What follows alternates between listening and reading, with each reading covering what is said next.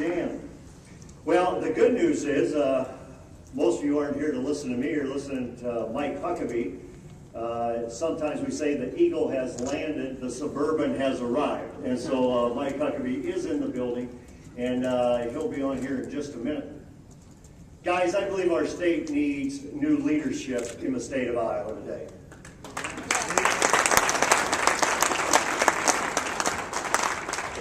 And it's a thrill for me to show up at the Iowa Family Pack and for their function here. It was really an honor for Darla and I to stand on the steps of the Capitol just several weeks ago to receive their endorsement for governor. Now, a lot of people say, well, you know, the reason that they endorsed you is that you're the pro-family candidate of the governor's race in the state of Iowa, and I wear that with a badge of honor of being the pro-family candidate. And they say, well, it may be because you happen to be that one guy who believes that marriage really is between one man and one woman. And I do believe that marriage is between one man and one woman. And so, again, I wear that with a badge of honor. There's some that say, well, the reason they endorsed you is because of what Jan just talked about. The whole separation of powers issue. You know, that the legislature makes the law and the executive branch executes the law. Or that the people of Iowa get to amend the Constitution. And when the Supreme Court goes outside of its jurisdiction, that maybe we should hold them in check. And I really believe that, and as your next governor, I will hold that Supreme Court in check on a day one.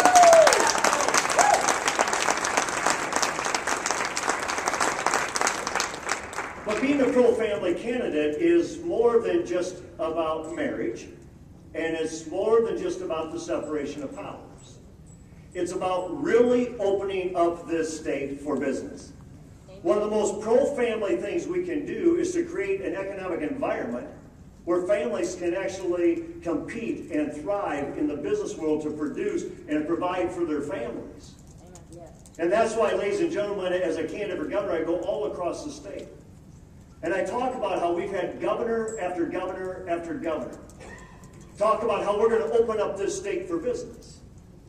And what's interesting about that is that 25 years ago, I graduated from college in Northwestern in Orange City. I began my teaching career in Boone, Iowa. When I began my teaching career in Boone, Iowa, I was interviewed by a television station out of Des Moines for a segment called The Brain Drain. 25 years ago. And the reason they wanted to interview me is because I was one of a few peers who chose, after I graduated from the stages in Iowa, that I'd actually stay in Iowa.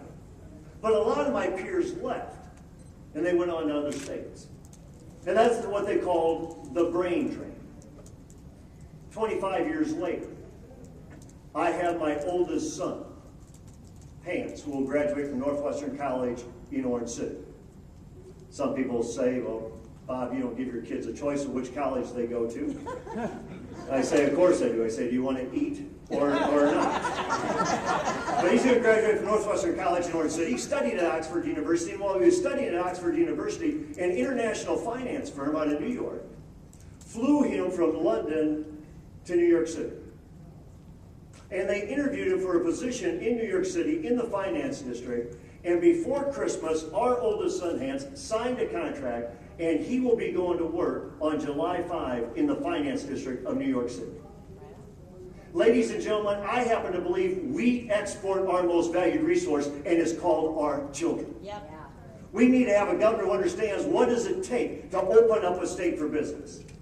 Because today we rank 49th in the country in new business startups.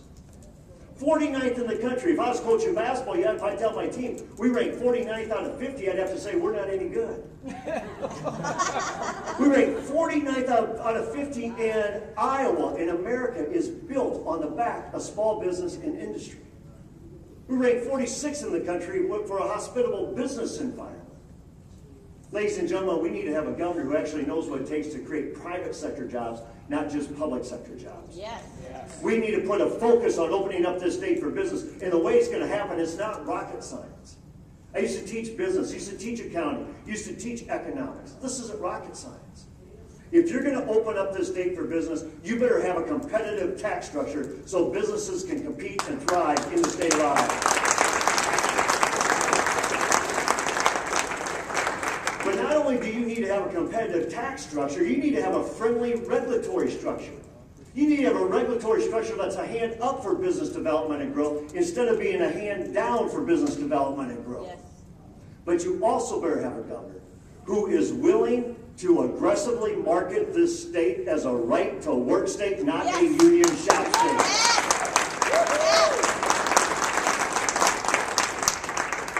And what it is like here in Des Moines, you're just not competing with West Des Moines and Urbandale and Clive and Johnston and Adel or Minnesota and Wisconsin. You're competing internationally today.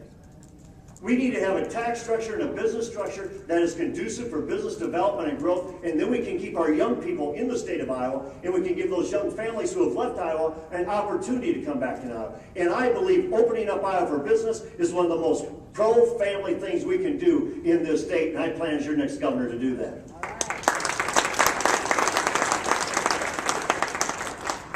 Second, though, is that we need to limit the scope of government. Yes. We have grown this government way beyond what the founders intended for government to be and to do. You know, the first 2 years, Governor Culver grew government by $1 billion in the state of Iowa. And then you hit an economic glitch. You hit an economic hiccup. It's like somebody took a string of a proverbial knit sweater and everything began to unravel. And he did what a leader doesn't do. He threw everything under the 10% across the board cut bus. Basically saying, you know what, there's no difference in priorities in state government. Well, there is a difference in priorities in state government. And a leader, when that happens, he takes his team together, he determines priorities, he funds those priorities, but then he starts limiting government and eliminating programs in a lot of different areas. Ladies and gentlemen, we need to have a governor who will deliver limited government, but the government that we have, that it performs exceptionally well. Do you know where Iowa ranks #1 in the country?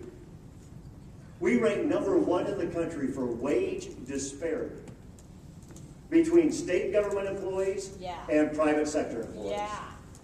Now, ladies and gentlemen, how long can we grow the public sector at the expense of the private sector and expect all things are just going to turn out well? That can't continue to happen. I had a local official here in West Des Moines said, Bob, I took a look at the spreadsheets and the balance sheets. I found out that we're spending a lot of money on waste collection and garbage pickup. I said, I wonder what we do if we put out a request for a proposal to the private sector. They put out an RFP, the private sector, and you know that in year 1, they saved $2 million in garbage collection by going out to the private sector, and the customers were happier.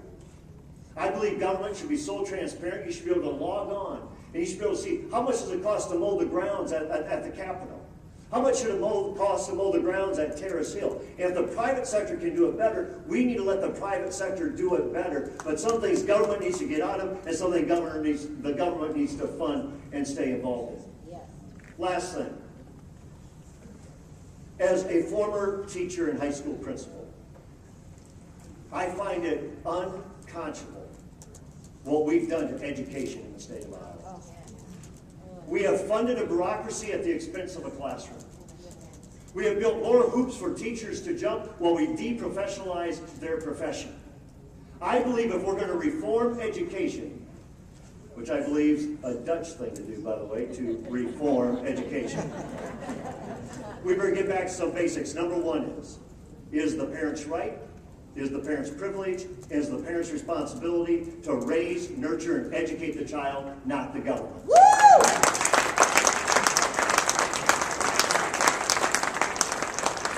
2 is we need to set 21st century student performance expectations and standards. We need to simplify the funding back to local school districts. We need to hold those local school districts accountable to the highest of standards and then be transparent with results. And then we need to do one thing for the teachers. Because I don't think the teacher's common cry is pay me more money. I think the teacher's common cry is just let me teach. And as your next governor, we're going to allow the teachers to teach. We're going to give the parental rights back to the parents, and we're going to hold school district accountable to the highest of standards.